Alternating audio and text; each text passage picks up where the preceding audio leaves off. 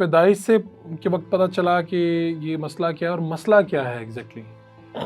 अच्छा, पैदाइश के वक्त वो बिल्कुल एक नॉर्मल बच्चे जैसा था। वो जैसे कहते हैं ना कि CHD के जो बच्चे जो दिल के आर्जा लेके पैदा होते हैं, वो ब्लू हो जाते हैं, सांस का इशू होता है, फीड नहीं ले पा रहे होते, बहुत से सिम्टम्स हैं जो बताए जा रहे होते हैं। ठीक है। ऐसा कोई सिम्टम उसमें नज़र नहीं आया। और 5वें दिन ऐसी तस्वीर लेते लेते हमने देखा कि वो शायद येलो हो रहा है। तो हमने कहा ये पीला हो रहा है तो शायद इसको कहीं पीलिया ना हो गया हो, तो हम एक दफ़ा डॉक्टर से कंसल्ट करके चेक करवा लेते हैं। ठीक है। उन्होंने टेस्ट किया और उन्होंने कहा कि जी इसको जो है वाकई जो है जॉन्डिस हो रहा है और इसके जो रेट है काफ़ी हाई है, तो हमें इसको फ़ोटोथेरेपी की तरफ ले जाना पड़ेगा। अब जैसे ही वो फ़ोटोथेरेपी में गया है, कुछ देर बाद ही उसकी कंडीशन काफ़ी ज़्यादा गैर हो गई थी और वो उसको सांस लेने में भी डिफ़िकल्टी हो रही थी और रो भी बहुत ज़्यादा रहा था। मतलब आप कहें कि 5 दिन का बच्चा ऐसे रो रहा था कि वो दीवारों से बाहर आवाज़ आ रही थी और वो इतनी तकलीफ़देह थी कि सुनी नहीं जा रही थी। तो प्रोसेस को वहाँ पे रोका गया, डॉक्टर को बुलाया गया और पता चला कि जी कोई इशू है। उनको मरमर्स जो हैं वो कहते हैं कि वो सुनाई दिए थे, दिल की आवाज़ होती है जो कि सुनाई देना शुरू हुई थी। और उन्होंने कहा कि ये कुछ एबनॉर्मेलिटी है, किसी कार्डियोलॉजिस्ट को बुलाना चाहिए। कार्डियोलॉजिस्ट को बुलाया, काफ़ी देर तक मीटिंग होती रही, हमें कुछ उस टाइम तक इन्फॉर्म नहीं किया गया।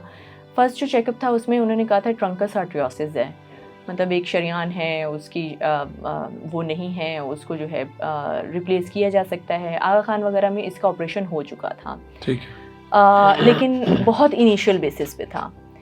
हमने उनसे पूछा कि कोई और ऑप्शन, कोई इस तरह का, मतलब कोई पॉसिबिलिटी जहाँ पे ये होता रहा हो और इसको हम कर सकते हों और दिखा सकते हों, जहाँ पे प्रोग्रेस रेट भी हो, जहाँ पे सर्वाइवल भी हो। तो डॉक्टर ने हमें कहा कि जी आप जाएँ, आप ना इसको या तो बाहर ले जाएँ या फिर आप सेकंड ओपिनियन लेना चाहते हैं तो सीनियर कार्डियोलॉजिस्ट के पास चले जाएं। हम इसे सीनियर कार्डियोलॉजिस्ट के पास लेके गए और वो आप कहें कि उस वक्त क़यामत बर्पा हो गई जब हमें ये बताया गया कि जी इसके पास टाइम नहीं है, 20 दिन ये बच्चा बचेगा, 5 दिन 7 दिन का तो ऑलरेडी वो हो चुका था, 13-14 दिन हाँ, या मजीद 20 दिन, मजीद 13-14 दिन और ठीक है। क्योंकि इन बच्चों का जो सर्वाइवल रेट होता है वो 20 दिन होता है मोस्टली, और माँ बाप को वैसे भी पता ही नहीं चलता, कोई सिम्टम नहीं आएगा, कुछ भी नहीं आएगा, तो बच्चे ऐसे ही गुजर जाते हैं और अक्सर माँ बाप को वजूहात ही पता नहीं चलती कि बच्चे की डेथ क्यों हुई, नौमौलूद था जी और उसकी डेथ हो गई। तो हमारे लिए वो बड़ा एक शॉकिंग मरहला था, क्योंकि उसी टाइम हमें कह दिया गया कि आप अभी इसे सर्जन के पास लेके जाएं। आप यकीन माने 40 दिन तक हम लोग सो नहीं पाए थे जब तक इसका ऑपरेट नहीं हो चुका था। हमने वो 10 दिन, आपके लिए तो वो काउंटडाउन स्टार्ट हो गया था, मतलब वो हम कंटिन्यूटी में भाग रहे थे। मतलब हम हमारे दिन रात एक थे और उस पे भी सोने पे सुहागा ये हुआ था कि रोहान को सांस नहीं आता था, उसको हमने एक पोजीशन में रखना होता था। तो मैं और मियाँ बीवी टर्न वाइज उसको पकड़ते थे, मेरे हाथ जो कांपना शुरू हुए वो सब कुछ, वो उसके बाद क्योंकि हमने वो स्टिफ उस बच्चे को 40 दिन तक रखा और हम उसी पोजीशन में रखते थे कि कहीं इसका सांस ना वो हो जाए। हम उसे लिटाते थे और उसका सांस उखड़ जाता था। उसने फीड छोड़ दी थी, ड्रॉपर से फीड देना शुरू की, मतलब बहुत मुश्किल मरहलात से हम गुजरे। मीनवाइल हम लोगों ने कोशिश नहीं छोड़ी। दुनिया के हर कार्डियोलॉजिस्ट को हमने ईमेल की, पीड कार्डियोलॉजिस्ट को हमने ईमेल की, पीड सर्जन को हमने, कार्डिक सर्जन को ईमेल्स की, उनको रिपोर्ट्स भिजवाई और उनके पॉइंट ऑफ व्यू जानने की कोशिश की कि वो क्या कहते हैं इस केस के बारे में। जैसे बॉस्टन है, बर्मिंघम है, वहाँ से रिप्लाई आया, पॉजिटिव रिप्लाई भी कह सकते हैं उसको, नेगेटिव भी कह सकते हैं, क्योंकि उन्होंने कहा कि आउट पेशेंट्स को हम नहीं लेते और जो एक्सपेंस बताया गया उस वक्त के लिहाज से वो बहुत ज़्यादा था। कितना था? आप कहें 2.5 करोड़ से 3.5 करोड़। ठीक। तो वो हमारी समझ से बाहर था, because we were like students, साथ में हम वर्किंग भी थे, हम सेल्फ मेड लोग हैं। हमने कभी किसी से पत्ता तो दूर की बात है, किसी से पेन वगैरह इस तरह की भी गुजारिश नहीं की थी कि हमें वो पेन भी पकड़ा दें या कागज़ भी पकड़ा दें। तो हमारे लिए बड़ी मुश्किल सूरत हाल हो गई थी इस सारे सिनेरियो में। दुनिया का कोई डॉक्टर उसको एक्सेप्ट नहीं कर रहा था। सबका ये कहना था 7 दिन ऑपरेट हो जाना चाहिए था, 7 दिन से ज़्यादा हो चुके हैं, ये ऑपरेट नहीं हो सकेगा। तो ऐसी सूरत हाल में हमें इंडियन डॉक्टर का पता चला, हमने उनको अप्रोच किया और उनकी ईमेल आई जिसमें, मतलब हमारे लिए वो खुशी का दिन था, क्योंकि उन्होंने कहा कि 99.9% रिस्क फैक्टर हैं, लेकिन 0.01% there is a chance of a survival.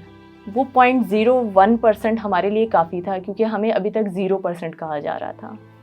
तो हमने कहा था कि करवाना तो हमने है ही, तो कोशिश करके देख लेते हैं। हमने सारी फॉर्मेलिटीज़ वीज़ा की, फॉर्म वगैरह फिल किए, भेजे, लेकिन अल्टीमेटली हमें पता चला कि जी वीज़ाज़ बंद हो चुके हैं, बॉर्डर्स क्लोज़ हो चुके हैं, वीज़ा किसी को नहीं दिए जा रहे और शायद आने वाले वक्तों में वीज़ा इशू भी नहीं होंगे। आपके और मेरे मुश्तरका एक टीचर हैं, उन्होंने मुझे सजेस्ट किया कि बेटा ट्विटर पे ट्वीट करके देखो। मैंने ट्वीट किया, मेरे हस्बैंड ने किया, आगे 10 दोस्तों ने और किया, उनके 10 दोस्तों ने किया होगा, फिर आगे उनके 10 दोस्तों ने किया होगा। करते करते हम मतलब मैं मायूस हो चुकी थी। फजर के टाइम पे मैंने जब फजर के लिए उठी थी, मैंने कहा कि अब कुछ नहीं हो सकता, मैंने मोबाइल साइड पर रख दिया। कितने दिन गुजर चुके हैं? इस पूरी सूरत हाल को तकरीबन हो चुके थे, आप कहें 30 डेज़ ऑलमोस्ट, और 25 डेज़। और रूहान के सांस का वाला मसला वो रोज़ का है? वो रोज़ का है, मतलब वो आप छोड़ नहीं सकते। आप बच्चे को, आपने वॉशरूम भी जाना है ना, तो या तो आपने किसी को उसी पोजीशन में पकड़ा के जाना है, या फिर आप जो एक ही पोजीशन में रखना है। एक ही पोजीशन में रख रहे थे हम उसे, क्योंकि हम उसे ज़रा सा हिलाते थे और वो बिल्कुल जैसे वो बिल्ली के बच्चा नहीं होता वैसे उसका रिएक्शन हो जाता था। तो हमें उसको दोबारा फिर स्टेबल करना पड़ता था, सही करना पड़ता था। अब ये बातें हमें बताई नहीं गई थी, हमें अवेयरनेस नहीं दी गई थी, हमें कहीं से ये इन्फॉर्मेशन नहीं मिल रही थी। हम क्योंकि थोड़ा सा खुद पढ़ने में और रिसर्च करने में थे, तो हम खुद उस चीज़ को उस तरह से इम्प्लीमेंट कर रहे थे। ठीक है। मीनवाइल बहुत सी कॉम्प्लिकेशंस के बाद आपका ट्वीट जो है, ट्वीट हमें नहीं पता कि किस टाइम रातों रात वो वायरल हो गया। मतलब 8-9 घंटे के अंदर वो वायरल हुआ, उसकी ट्रेंडिंग स्टोरी बन गई। और सबसे मज़े की बात ये थी कि वो इंडिया की तरफ से भी ट्वीट हो रहा था, और उसमें दीपिका जो हैं, सलमान खान, इनके बड़े बड़े नाम जो हैं ये भी शामिल हैं जिन्होंने उसको रीट्वीट किया। ठीक है, यानी एक्टर्स ने भी करना शुरू कर दिया। मतलब हमें नहीं समझ आई कि ये किस तरह हुआ, कैसे पॉसिबल हुआ, हमें नहीं समझ आती। हमें दीपिका वगैरह के जब ट्वीट बाद में दिखाए गए तो हम बड़े हैरान हुए कि ये कैसे पॉसिबल हुआ था। 6 बजे तक कोई रिस्पांस नहीं आया। उसके बाद ट्वीट जब आए मैडम सुषमा के, तो हमें पहले तो यकीन ही नहीं आया, क्योंकि हमें ये लगा कि फ़ेक प्रोफाइल्स भी बहुत ज़्यादा होती हैं, और ये वो एक ऐसा सिनेरियो जिसमें दोनों मुल्कों के हालात ऐसे हैं कि कोई भी मजाक कर सकता है। तो खैर जब इंडियन एम्बेसी का हमें ट्वीट आया और उन्होंने कहा कि रूहान को वीज़ा इशू कर दिया गया है, आप हमसे कांटेक्ट करें, तो हमें तब यकीन आया, क्योंकि that was the official page जिससे हमें रिस्पांस आया, और उसी को हम बार बार टैग कर रहे थे। तो हमने उनको जब कॉल की तो उन्होंने कहा कि मैडम सुषमा का जो भी स्क्रीनशॉट है वो आप हमें जो है अभी के अभी ईमेल करें। हमने ईमेल किया, विदिन 2 मिनट्स उनकी कॉल दोबारा से हमें आई, और उन्होंने कहा कि आपके वीज़ाज़ जो हैं along with your passport dispatch कर दिए गए हैं, आपको 12 बजे तक आपकी सिटी में मिल जाएंगे, and then you can plan accordingly. हमने जैसे ही हमें आया, हमने फ़र्स्ट अवेलेबल जो फ़्लाइट थी, अल्लाह की करनी ऐसी थी कि वो 6 सितंबर की फ़्लाइट थी, और उसमें पूरी एम्बेसी जो थी वो यहाँ से मूव कर रही थी इंडिया, हमें उसमें टिकट्स मिले। 6 सितंबर की फ़्लाइट जब हमें मिली है तो उसमें सिक्योरिटी की वजह से हमारा सामान यहीं छोड़ दिया गया, वो यहीं एयरपोर्ट पे रह गया। हम वहाँ पे जो कपड़े हमने पहने हुए थे बस वो थे, सामान कुछ नहीं ले जा सके, कुछ भी नहीं था, हमें कुछ भी नहीं मिला। जो हमारा हैंड कैरी था, एक जो जिसमें बच्चे की फीडर थी, जिसमें बच्चे की 1-2 पैम्पर्स पड़े होंगे, एक वो था, और एक उसका स्ट्रोलर था। उसके अलावा हमारे हाथ में कोई भी सामान कुछ भी नहीं था। तो खास हालात की वजह से ये इतनी सिक्योरिटी टाइट थी? ये पता नहीं नेग्लिजेंस थी एयरपोर्ट की या क्या था, या मतलब वो सिक्योरिटी की वजह से उन्होंने इस तरह किया। वो हमने 2-3 दिन बाद हमने विया दुबई जो है दूसरी फ़्लाइट से हमने मंगवाए थे अपने सामान को। वो एक अलग सिनेरियो है। आप पहुंच गए? हम वहाँ पे पहुँच गए इंडिया पहुँचने के बाद चीज़ें बहुत अनसर्टन थी। आपने इलेक्ट्रिकली जो आप मतलब इलेक्ट्रॉनिक वे में जो डॉक्टर से आप बात करते हैं वो एक अलग होता है, ओरिजिनल देखना अलग होता है, और वो वाला एक स्ट्रेस के जनाब दोनों कंट्रीज़ में जो चल रहा है उसमें कहीं भी आपको एज अ बेनिफिट या एज अ टूल यूज़ किया जा सकता है, वो एक फैक्टर अलग था। तो हम बड़े केयरफुल होके हर चीज़ को असेस करने की कोशिश कर रहे थे। यहाँ तक कि बहुत बड़े बड़े सर्जन्स भी उनकी टीम के आए, लेकिन मैंने अपने बच्चे को हैंड ओवर नहीं किया। मैंने कहा मुझे वो सर्जन चाहिए जिनसे मैंने बात की थी, जिनकी मैंने तस्वीर देखी थी। डॉक्टर शर्मा साहब? जी, वो doctor Rajesh Sharma. He was not in India उस टाइम पे, वो किसी कॉन्फ्रेंस के लिए बाहर गए हुए थे। तो आप किसी को बच्चा हैंड ओवर ही नहीं कर रहे थे? नहीं, मैं नहीं कर रही थी।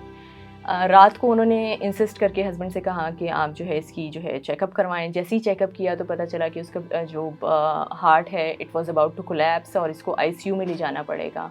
उसको उसी टाइम आईसीयू में एडमिट किया गया, और अर्ली मॉर्निंग जो पहली फ़्लाइट थी उससे doctor Sharma was in India. ठीक है। और उन्होंने 9 घंटे से ज़्यादा लंबी जो सर्जरी है वो परफॉर्म की। उसी same day? The same day. He just asked us कि आप आ जाइए। हम उनसे मिलने गए। उन्होंने कहा this is the plan, this is the plan A, this is the plan B, और कुछ ना हो सका तो एटलीस्ट मैं इतना ज़रूर कर दूँगा, so this is the plan C. हमारे लिए इतना भी बहुत था। जब आप हर जगह से ना सुन रहे होते हैं ना, और एक बंदा कहता है कि मैं ये कोशिश ज़रूर कर लूँगा और मेरे पास ये ऑप्शंस हैं, आप कहते हैं ओके। एंड हम प्लान सी पे भी खुश थे कि चलें एटलीस्ट हमें 6 महीने 7 महीने इसकी ड्यूरेशन मिल जाएगी। लेकिन उन्होंने प्लान ए की तरफ जाना पसंद किया, और रूहान को उन्होंने एक तरह से आप कहें कि ऑपरेट किया। 9 घंटे से ज़्यादा, 12 घंटे तकरीबन ऑलमोस्ट हो चुके थे, जब हमें अनसर्टेन था कि हमारे बच्चे को अंदर क्या हो रहा है। मीनवाइल 12 घंटे माँ बाप के ऊपर कैसे गुजरते हैं, ये तो बताया नहीं जा सकता। वैसे ये चीज़ें ना एक्सप्रेस नहीं हो सकती फ़ारूक। अक्सर मुझे लोग कहते हैं कि आपको हमने कहीं पे रोते नहीं देखा या आपको कहीं पे एक्सप्रेस करते नहीं देखा।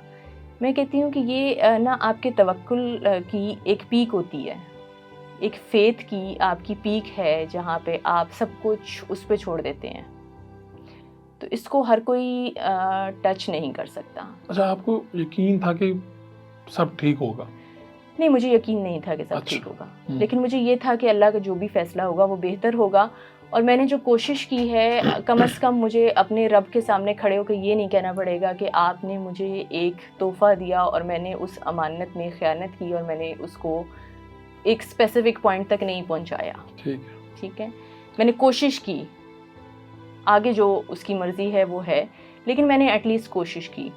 और ये वो कोशिश है जो आज तक हम कर रहे हैं।